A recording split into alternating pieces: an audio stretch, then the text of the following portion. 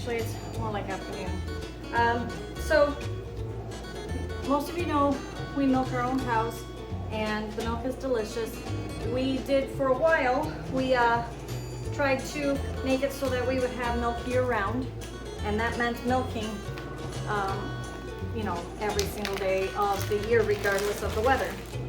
Well, with some of my children moving out and getting married and having families of their own, and then my body getting older and less eager to cooperate, we decided to go ahead and go back to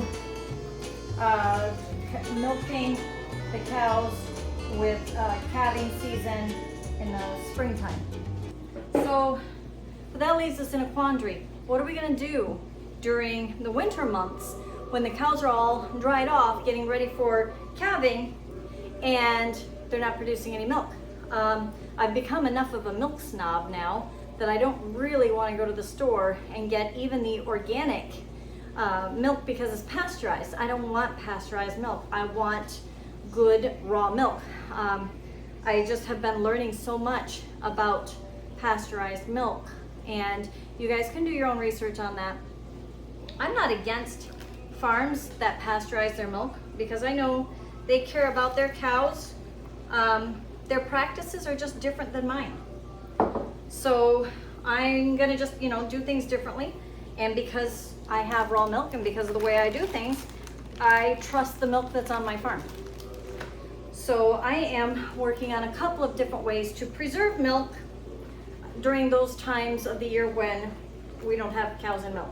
One way is one of my friends that milks with me, and she is a nurse, or she has a nursing background, and she's a very dear friend of mine.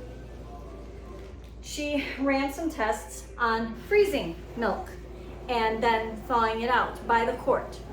So she would freeze in basically plastic freezer safe containers because they don't shatter like glass. But she said it did take a few days for it to thaw out. Well, she said one of the things is though to make sure you skim all the cream off, because the cream doesn't reconstitute well after the milk freezes. Okay, so this morning we got a huge amount of milk, and it's pretty much our last time that we're gonna get that much milk because of drying off cows and stuff. So I decided to go ahead and run my cream separator, and I'm gonna actually do another quick video here in a little bit about how to wash all the parts of the cream separator and how to put it back together, assemble it, all that stuff.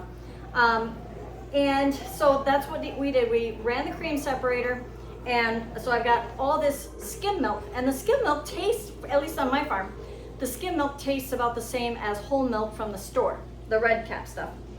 Well, from doing colostrum from my cows, I discovered that putting it into Ziploc bags, freezer safe Ziploc bags, about a quart at a time, and then laying them out flat in a freezer so that they freeze flat.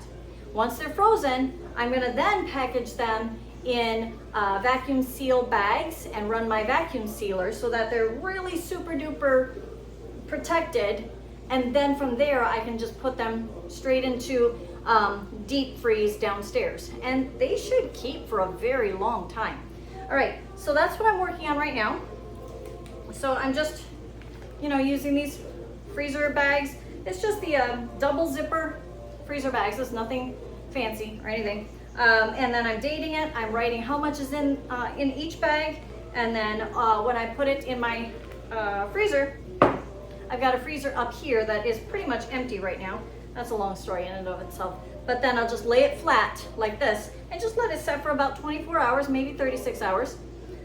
And then, you know, then it's a nice flat thing.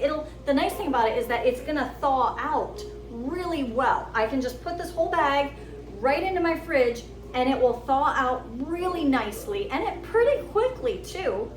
And then I can, you know, then I've got my milk for during my dry season. So that's what I'm working on right now. And I just wanted to throw this out for you all, just kind of real quick, so that you would have an idea as to how you can also store up for those times when milk is not available for you. Hope this helps.